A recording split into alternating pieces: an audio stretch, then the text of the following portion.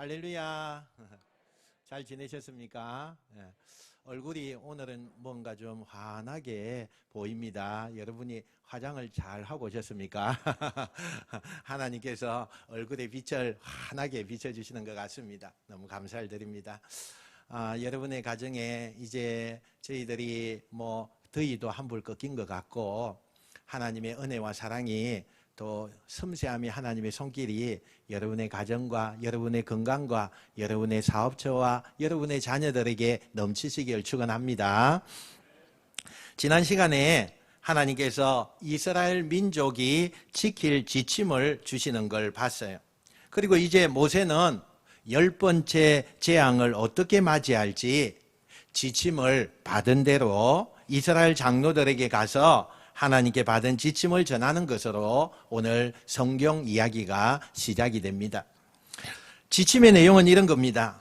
양을 어떻게 준비해야 될지, 또 재앙이 오는 당일 저녁은 어떻게 식사를 해야 되는 건지, 이런 것들을 하나님께 받은 대로 전해주면서 오늘 우리가 주목해야 할 만한 한 가지가 우리에게 보여지고 있습니다. 양의 피를 구체적으로 어떻게 발라야 되느냐. 양을 죽인 다음에 그 양의 죽이는 그것에서 피를 그릇에다가 잘 담아놓고 특히 우슬초 묶음 다발로, 여러분 이 우슬초라고 하는 것은 그림에 나와 있듯이 그림을 좀 보여주세요. 그림을 보여주세요. 예. 그림에 나와 있듯이 긴 나무 그 가지에 그 달린 그 잎사귀가 있는 건데, 이게 이스라엘 사람들에게는 종교 의식을 할 때에 많이 쓰는 그런 우슬초이기도 합니다. 저 잎사귀에는 기름 같은 게 묻히는 게 굉장히 용이해요. 거기다가 피를 묻혀가지고 저걸로 마치 붓처럼 문틈에다가 피를 잘 발라라. 그리고 아침이 될 때까지 절대로 밖에 나가면 안 된다. 이런 등등의 이야기를 하나님께서 해주셔서 그것을 지금 전하고 있는 거예요. 그리고 이 약속을 하나님이 주신 지침을 지키는 사람에게 23절에 보니까 뭐라고 이야기를 하느냐. 우리 23절 한번 읽어봅시다. 시작. 여호와께서 애굽 사람들에게 재앙을 내리려고 지나가실 때에 문 임방과 좌우 문설주의 피를 보시면 여호와께서 그 문을 넘으시고 멸하는 자에게 너희 집에 들어가서 너희를 치지 못하게 하실 것임이니라. 아멘. 왜 이런 지침을 주시는 겁니까? 하나님께서 죽음의 사자를 보내시겠다는 거예요. 그런데 그 죽음의 사자를 보내면서 이집트 땅에 처음 태어난 모든 생명을 다 죽이려고 할 때 이 피가 발라져 있는 그 집안은 건너뛰게 하시겠다, 이렇게 말씀을 하시는 거예요. 여러분, 이 하나님의 이 지침과 약속은 오늘 우리가 이 시대를 살아가면서 우리에게도 동일하게 약속이 주어지는 겁니다. 베드로전서 1장 18절 19절에 보니까 같이 한번 읽어봅시다. 시작. 너희가 알거니와 너희 조상이 물려준 헛된 행실에서 대속함을 받은 것은 은이나 금같이 없어질 것으로 된 것이 아니요 오직 흠 없고 점 없는 어린 양 같은 그리스도의 보배로운 피로 된 것이니라. 아멘. 여러분, 이 말씀대로라면 우리가 예수님이 나를 위해서 십자가에서 죽음의 구원의 피를 흘리신 것을 내가 믿기만 하면, 그 예수님이 2000년 전에 우리를 위해서 십자가에서 그 모진 고통을 당하시면서까지 우리를 위해서 피 흘려 죽으신 것을 내가 믿음으로, 그 예수님의 피를 믿음으로 바르기만 하면 하나님이 나의 아버지가 되셔서 재앙과 심판에서 우리를 구원하시겠다, 이렇게 약속을 하시는 거예요. 여러분, 이 약속이 우리에게 반드시 필요한 약속인 줄 믿으시길 축원합니다. 오늘도 우리는 여러 가지 재앙과 많은 환난 속에 살아가지만 그 가운데서 예수님의 피를 믿음으로 바른 사람에게는 이 땅의 재앙과 환난이 우리를 뛰어넘도록 하나님께서 우리를 지키시고 보호하시는 은혜가 있기를 주의 이름으로 축원드립니다. 이런 지침을 하나님께서 주신 다음에 오늘 우리가 주목해 봐야 할 얘기가 하나 있습니다. 마지막에 모세가 이스라엘 장로들에게 이런 이야기를 전합니다.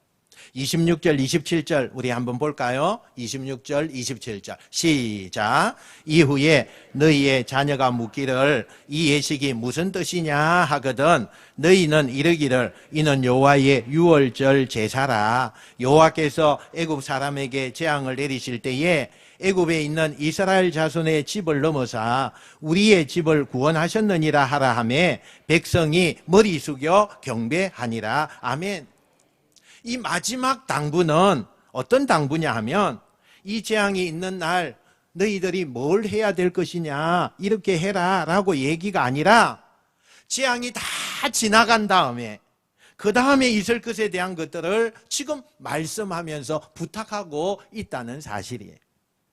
앞으로 이 재앙이 끝난 다음에 매년 요맘때가 되면 다시 말하면 유월절 이 절기를 지키게 되면 집안에서 반드시 이런 걸 하라는 거예요. 자녀들이 부모들한테 그날 어떤 일이 있었어요? 라고 이렇게 물으면 부모들이 그날에 있었던 사건을 자녀들에게 설명을 해줘라. 이 말을 지금 하고 있는 거예요. 여러분, 이 이야기가 어떻게 들리십니까? 지금 이스라엘 백성들은 대재앙을 피하기 위해서 유월절을 준비하기 위해서 바쁩니다. 곧 이제 이집트 땅에 들어닥칠 이 재앙을 피하기 위해서 준비하기도 너무너무 바쁜 거예요. 어린 양도 골라야 되죠. 또 식사도 준비해야 되죠. 이삿짐도 싸야 되죠. 떠날 준비도 해야 되죠. 아기들도 챙겨야 되죠. 이런 지금 해야 할 일들이 대상같이 있는 거예요. 그런데 하나님이 뭐라고요? 이 일이 있은 다음에 앞으로 이런 일들을 해야 된다. 이렇게 미리 당부하고 계신다는 거예요. 그러니까 이스라엘 백성들이 잘못 오해하면 지금 오늘 당장 필요한 게 아니고 앞으로 있을 일을 당부하는 거니까 지금 당장은 사족과 같은 이야기로 들릴 수 있다는 거예요. 그런데 왜 하나님이 재앙이 있은 다음에 일어날 일을 미리 당부하시는 걸까? 특별히 원칙이 있습니다. 자녀들이 어른들에게 부모들에게 묻고 그 물음에 대해서 대답을 하라는 거죠. 여러분, 여기에 하나님이 하나님을 아버지라고 부르는 하나님의 집, 교회 이들이 가져야 할 영적 가훈이 여기에 들어있다는 거예요. 그게 뭐냐? 우리가 하나님께 사랑을 잊고 은혜를 받았으면 그것을 언제나 너희가 기억해라. 이 말을 지금 하고 있는 거예요. 영적 가훈 중에 제일 중요한 게 뭐냐? 하나님의 그 사랑을, 하나님이 주시는 그 은혜를 기억하라는 거예요. 여러분, 아이들이 묻고 어른들이 대답한다는 것은 어떤 효과가 있는가 하면 일단 아이들이 그 의미를 알게 되잖아요. 몰랐던 일을 알게 돼요. 그거 기본적인 거고요. 더 중요한 게 있어요. 대답하게 될 어른들이 질문을 받고 그 유월절 날 어떤 일이 있었는지를 대답하다 보면 어른들은 그 날을 절대로 잊을 수가 없다는 거예요. 아니, 잊고 싶어도 잊지 않게 된다는 것을 말하고 있는 것입니다.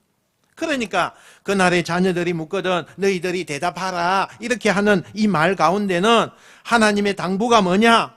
결국 어떤 것을 이스라엘 백성들에게 당부하느냐 하면 아이들을 가르치면서 너희들도 받은 은혜를 절대로 잊지 말아라, 망각하지 말아라, 그렇게 말씀하고 있다는 거예요.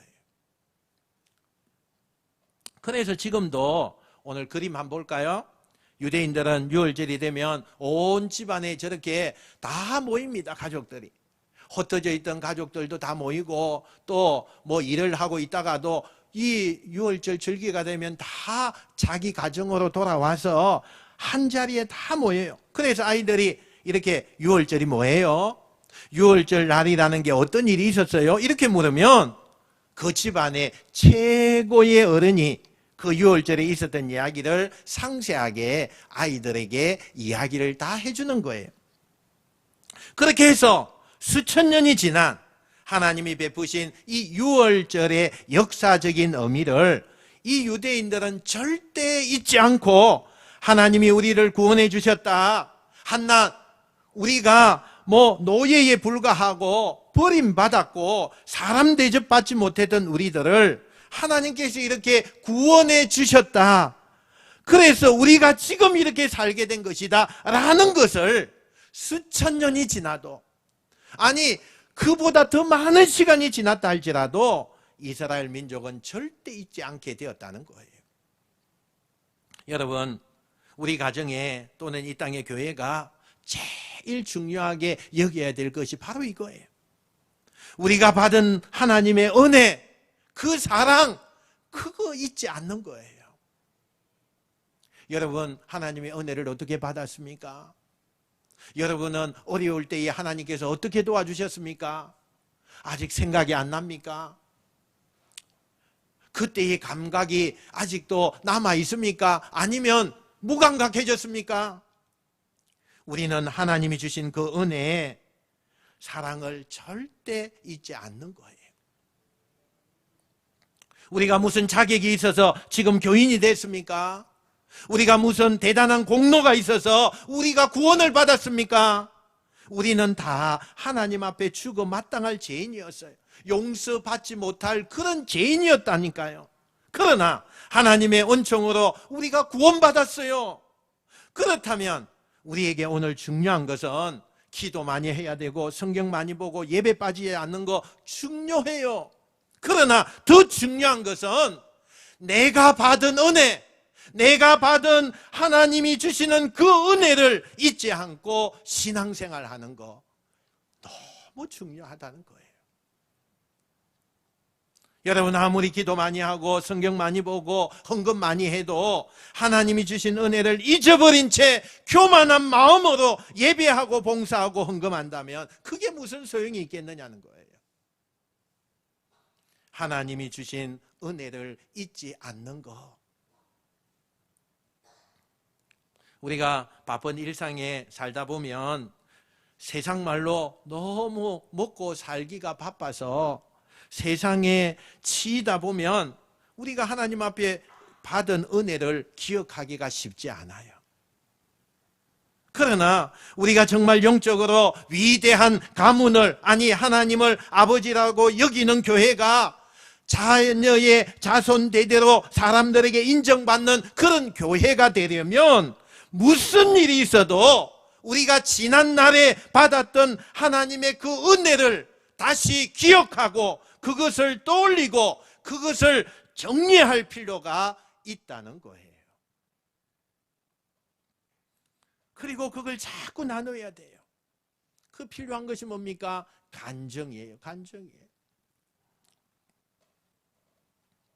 나는 예수를 이렇게 믿었고, 나는 이렇게 하나님 앞에 이런 은혜를 받았고 구원을 받았고, 난 이런 하나님의 사랑을 힘입었고, 우리 가정은 이렇게 하나님께서 도와주셔서 이만큼 우리가 성장했고, 하나님이 우리에게 이런 은총을 베푸셨고, 이런 이야기가 계속 질문되고 계속 고백이 될 때 그 가정은, 그 교회는 명문가의 깃털을 마련하게 된다는 거예요. 제가 누누이 강조하지만 물론 사람이 살아가는데 교인들을 만나도 사는 삶의 그런 이야기를 해야지요. 그러나 우리의 모임의 취지는 우리가 어떤 정치적인 얘기를 하고 세상 사는 그런 이야기를 하고 와서 토론하고 그런 데가 아니라, 우리는 하나님께 받은 은혜를 우리가 자랑하고 그 은혜를 기억하기 위해서 모이는 모임이 돼야 된다는 거예요.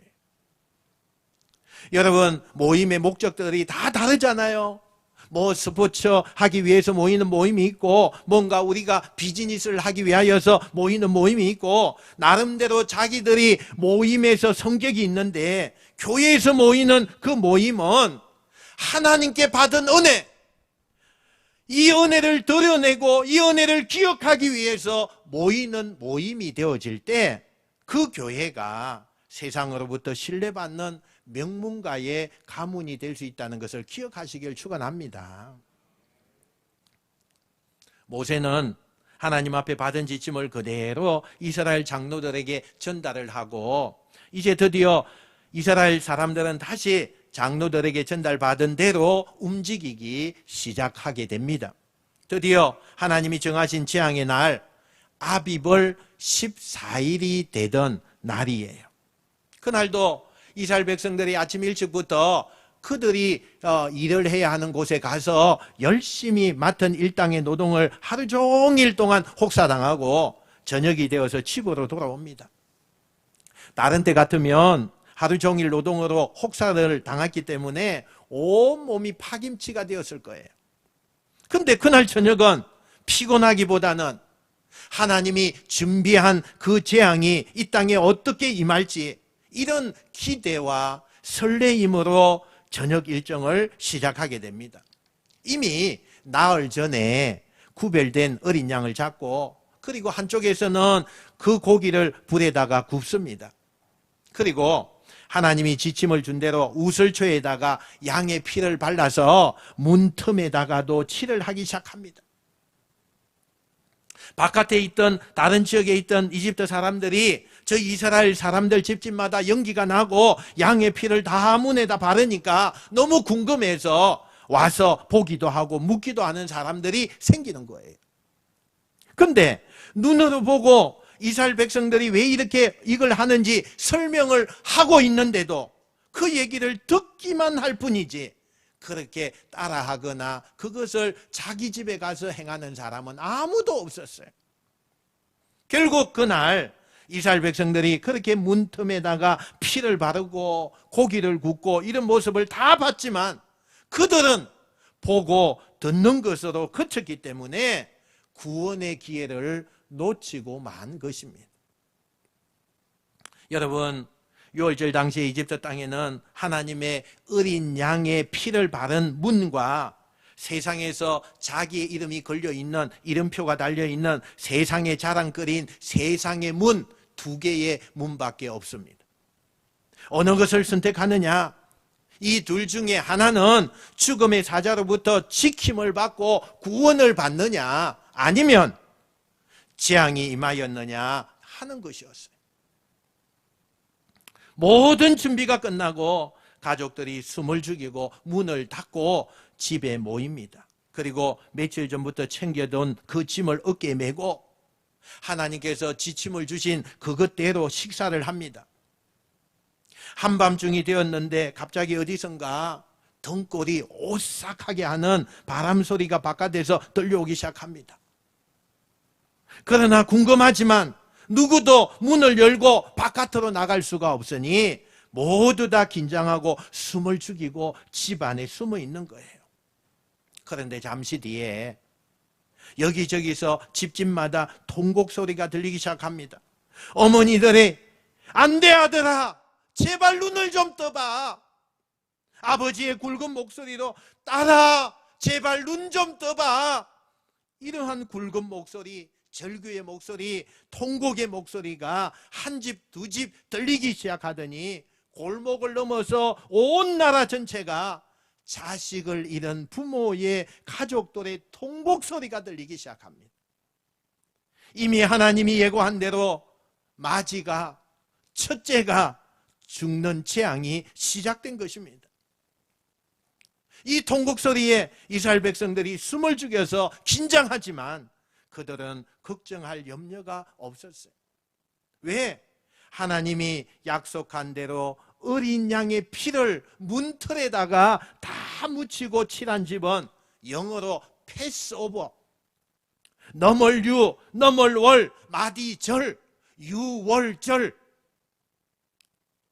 죽음의 사자가 어린 양의 피가 있는 그 집은 담을 넘어서 그냥 건너뛰게 되어서 모두가 살고 어린 양의 피가 없는 집에는 첫 번째 태어난 생명들만 죽음을 맞이하게 되더라는 거예요. 여러분, 이 재앙은 이집트의 상징인 왕궁의 파라오 왕도 예외가 아니었습니다. 이 왕은 첫째 아들을 죽음을 예감합니다. 그래서 가능한 자기가 동원할 수 있는 모든 것을 다 동원해요. 군인들, 마술사, 우상들 모든 걸 다 동원해서 자기의 아들을 지키려고 준비를 하고 있습니다. 여러분, 이집트의 왕은 천하를 호령하는 사람 아닙니까? 모든 것을 가진 사람이 이 왕이 아닙니까? 자기 뜻대로 다 할 수 있는 겁니다. 그래서 자기 첫째 아들을 지키려고 왕은 만반의 준비를 다 합니다. 그러나 아무리 인간이 만반의 준비를 다 하고 세상껏 모든 것을 다 동원해도 죽음의 재앙은 피할 수 없다라는 거예요. 죽어버린 첫째 아들의 그 시신을 넋놓고 바라보고 있는 이 왕, 이 파라오 왕의 눈에 초점이 흐리기 시작하고 드디어 모세와 아론을 만나 다 포기한 듯 손을 휘어주면서 떠나가라. 양이든 염소든 다 가지고 제발 이 땅만 떠나가라.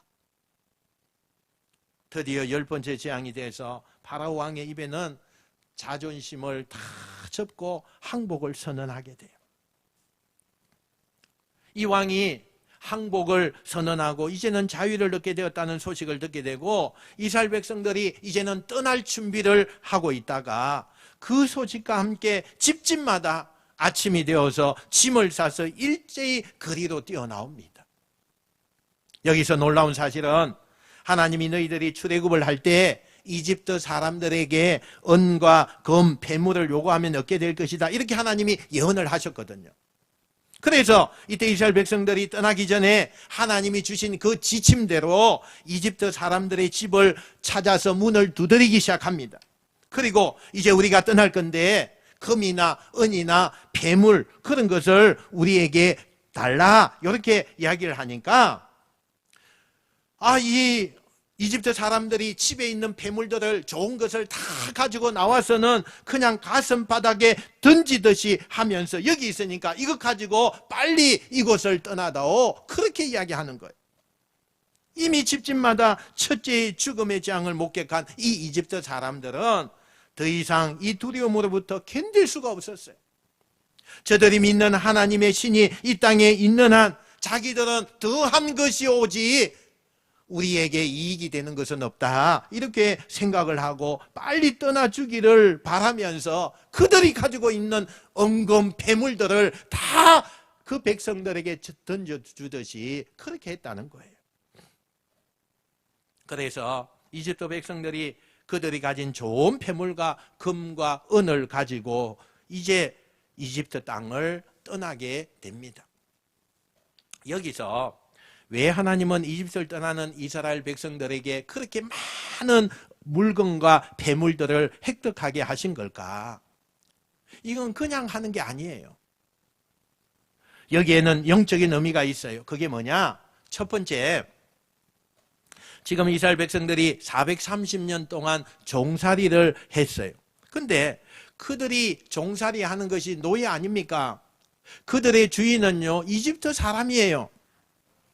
그런데 그들이 이제 이집트 땅을 떠나는 이 출애굽은 도망하는 것이거나 그것이 다 싸움에서 져서 우리가 포로로 잡혀온 것이거나 아니면 패배해서 떠나는 것이 아니라 이것은 완전히 우리가 이긴 거예요.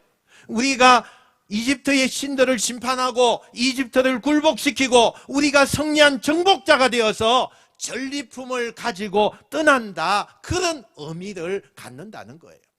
두 번째, 400년 동안 노예 생활의 억울함을 정당한 값으로 보상받게 하시는 거예요. 누구보다도 열심히 일하고 피가 나도록 일했지만 그들에게 돌아오는 것은 겨우 먹을 양식 조금밖에 없었어요.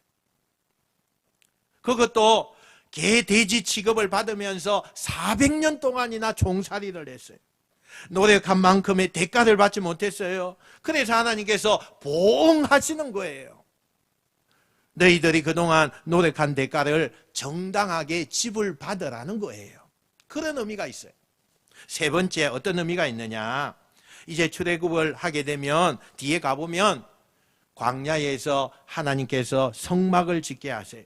그때 하나님을 위하여 제사를 드리기 위해 성막을 지어야 할 때 많은 은금과 폐물이 필요할 때 이스라엘 사람들이 이집트 사람에게 가지고 나왔던 엄청난 양을 하나님의 성막 짓는 데에 제사를 드리는 것에 다 내놓는 것을 보게 돼요. 그러니까 결국 그것은 이스라엘 사람들이 잘 먹고 잘 살기 위해서 자기들을 위한 용이 아니라 하나님을 예배하기 위하여 준비하는 과정으로 이 은과 금과 폐물을 준비시켰다는 거예요. 여러분, 지금 이 통쾌한 이야기를 들으면서 이스라엘 백성들이요 어떻게 천하의 이집트 왕을 이길 수가 있었습니까?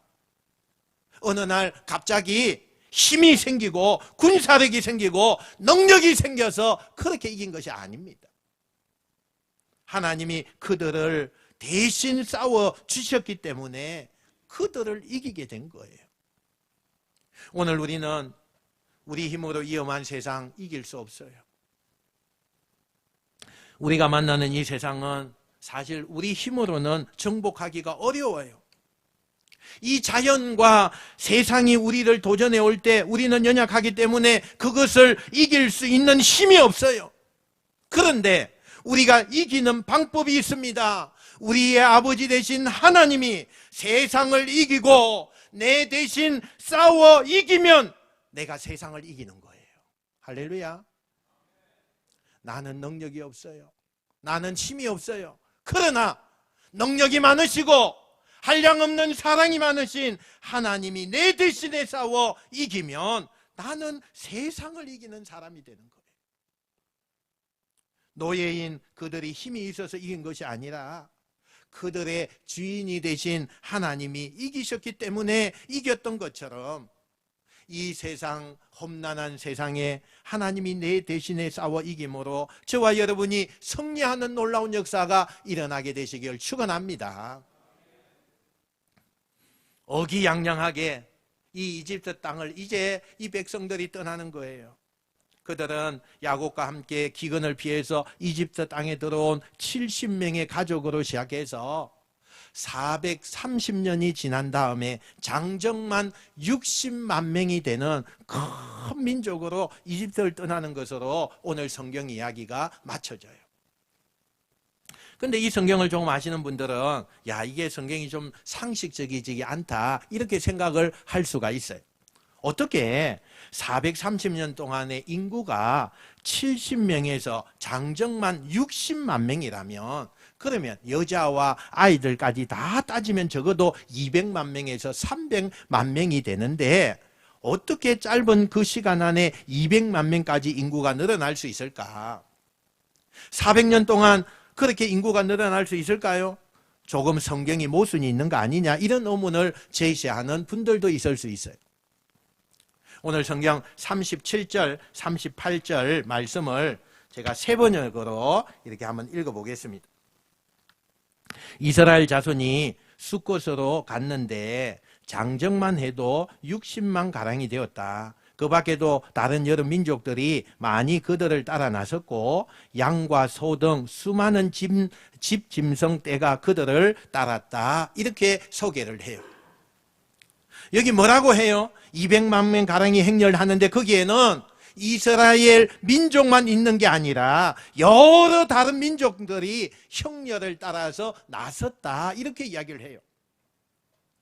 이집트 땅에는요 이스라엘 민족만 노예가 되어서 사는 것이 아니었어요. 왜냐하면 당대 최고의 강대국이에요 이 이집트가. 그래서 많은 나라들을 정복하고 그 나라에서 다 노예로 삼아서 이렇게 왔다고요. 그런데 이스라엘 민족 말고도 이집트 땅엔 여러 노예들이 있었다는 이 사실을 성경이 이야기하면서 이 이집트 정권이 무너졌다고 이제는 생각을 하는 거예요. 여러 나라 노예들이 지금 이스라엘 사람들이 걸어가는 행렬에 우리도 그러면 같이 가자. 그리고 낀 거예요. 이 가운데는 이런 사람도 있었을 거예요. 나는 이집트 사람이지만 이 이집트에는 이제 희망이 없다. 그래서 정말 살아있는 것 같고 저 이스라엘 민족이 믿는 저 신은 정말 능력이 많은 것 같으니까 나도 이집트 사람이지만 이 망해가는 이집트 내가 살 곳이 아니고 저 무리와 함께 내가 따라가야 되겠다 해서 끼어서 가는 사람이 있었다는 거예요. 지금 이 행렬 속에는 이스라엘 백성들만 있는 게 아니라 여러 다민족, 심지어 이집트 사람들까지 이 행렬에 끼어 있는 거예요. 그리고 이 사람들의 공통점이 뭐예요? 지금 살고 있는 세상보다 더 나은 세상을 기대하면서 이 행렬 가운데 따라가고 있는 거예요. 그런데 이 사람들이 훗날 광야에 나가서 조그만 어려우면 불평, 불만을 선도하고 하나님을 대적하는데 앞장서고 그랬던 사람들이 바로 이런 이스라엘 족속들이 아닌 다민족의 노예들로 살고 있었던 이 사람들이 그렇게 주범으로 나타나게 돼요. 여러분, 지금 이 행렬에 참여한 여러 족속들, 이스라엘 사람들이 아닌 새로운 다른 민족의 사람들이 과연 약속의 땅에 따라갈 자격이 있다고 생각하십니까? 성경대로라면 이들은 하나님의 약속의 야곱의 후손이 아니에요. 유월절을 지켰다 그런 기록도 없어요. 이 사람들이 여호와 하나님을 잘 알았다 그런 말씀도 없어요. 그냥 단지 이스라엘 백성들이 떠나니까 여기 사는 것보다 떠나는 게 낫겠다고 해서 그 그룹에 합류한 그뿐이에요. 분위기에 휩쓸어서 그 대열에 끼어있는 사람들이에요. 엄격히 말하면 이 사람들은 구원받는 백성에서 제외되는 사람이었어요. 그런데 하나님이 이 사람들 어떻게 하는지 아십니까? 그냥 내버려 두세요. 아니, 그들을 똑같이 이스라엘 민족처럼 대하시고 있는 것을 보게 돼요. 하나님의 애초에 계획된 사람들이 아닌데도 그들이 따라오는 것을 하나님은 마다하지 않아요. 너희들은 자격이 없다. 내가 원래 생각한 계획 없는 사람이니까 안 된다. 이렇게 내팽겨치는 것이 아니라 그들을 품어주세요. 그 행렬에서 하나님은 놔두세요. 왜요? 계기가 어떻든 간에 이들이 이 행렬에 들어온 이상 가나안으로 출발한 과정을 통해서 이들이 이제는 하나님을 잘 믿기를 원해요. 구원받을 수 있는 백성이 되기를 하나님은 간절히 원하고 있는 거예요. 여기에 저는 하나님을 아버지로 믿는 공동체의 두 번째 영적 가운이 들어있다고 생각해요. 그게 뭐냐? 나보다 훨씬 연약하고 나와 다른 사람들을 더욱더 우리는 품어야 된다는 말씀이에요. 우리가 아무리 예수를 잘 믿어도요, 우리도 인간이기 때문에 내 주변에는 때때로 나와 다른 생각을 가진 사람, 내 기준으로 보면 저 사람은 정말 이해가 되지 않는 사람을 수없이 만날 수가 있어요. 아니, 저 사람 왜 그래? 아니, 어떻게 상식적이지가 않지, 저렇게? 어떻게 저렇게 뭘 상식하고 어떻게 저런 사람이 교회에서 중직이지? 아니, 왜 인생을 저 따위로밖에 못 살아? 여러분 가정에서 여러분 배우자든 자녀든 부모든 여러분의 형제들이든 그런 사람들이 다 있어요. 내 가족이지만 이 사람만큼은 내치고 싶은 그런 사람들이 다 어디나 존재한다는 거예요. 근데 이때 오늘 성경에 가르치는 대로 믿음의 공동체는요, 달라야 된다는 거예요. 하나님이 그들을 다 품으셨듯이 우리도 그런 사람들이 때때로 우리의 행렬에 끼어들면 부족함이 보이고 나와 다른 것이 보이고 내가 좀 불편하게 되더라도 그 사람을 품어줘야 된다는 거예요. 이걸 잘하신 분이 예수님 아닙니까? 복음서에 보면 예수님은 제자들이 믿음이 없고 믿음도 성장하지 않고 성숙하지 않아서 맨날 사고치고 예수님 속을 뒤집어놔요. 근데 예수님은 요한복음 13장 1절에 뭐라고 정언하느냐? 한번 같이 읽어볼까요? 시작. 유월절 전에 예수께서 자기가 세상을 떠나 아버지에게로 돌아가실 때가 이런 줄 아시고 세상에 있는 자기 사람들을 사랑하시되 끝까지 사랑하시느니라. 아멘. 끝까지 끝까지 내치지 않았다. 그렇게 말하고 있어요. 그런 거 하나 때문에 내치지 않았다는 거예요. 끝까지 가르치고 격려하고 교훈하고 변화할 때까지. 그래서 이 제자들이 마지막에는 초대교회를 이룰 만큼 다 변화되잖아요. 내치지 않았기 때문에, 예수님의 사랑이 그들을 내버리지 않았기 때문에, 모른다고 하지 않았기 때문에, 자격을 따지지 않았기 때문에 그들은 결국 마지막에 초대교회의 예수님의 목표대로 변화가 되어서 위대한 사람들이 된 거 아닙니까?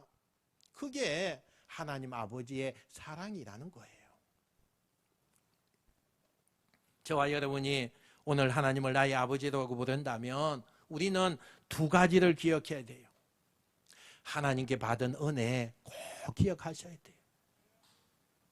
그리고 은혜를 받은 사람으로서 나 같은 사람도 하나님 앞에 용서받고 은혜 받았는데, 내 눈에 보기에 마음에 안 들고 좀 부족한 사람일지라도 그 사람을 내가 용서받았듯이 은혜 받은 사람답게 품어주는 공동체, 이게 돼야만 사람들은 우리 공동체를, 우리 교회를, 우리 가정을 대를 이어 인정하는 명문가로 소개하게 될 줄 믿습니다.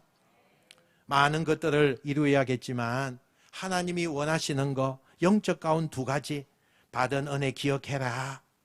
나보다 연약한 사람을 은혜로 품는 자가 되어라. 이 가운을 끌어안으시고 함께 우리가 이 공동체를 우리가 함께 세워가고, 또 교회가 그런 공동체 가운데에서 하나로 되어져 갈 때 하나님이 회복을 시켜주시고 여러분의 삶에 펼쳐지는 은혜의 평강이 넘치게 해주시고 여러분의 인생의 모두가 명문 가문이 되시기를 주님의 이름으로 축원드립니다. 축원드립니다.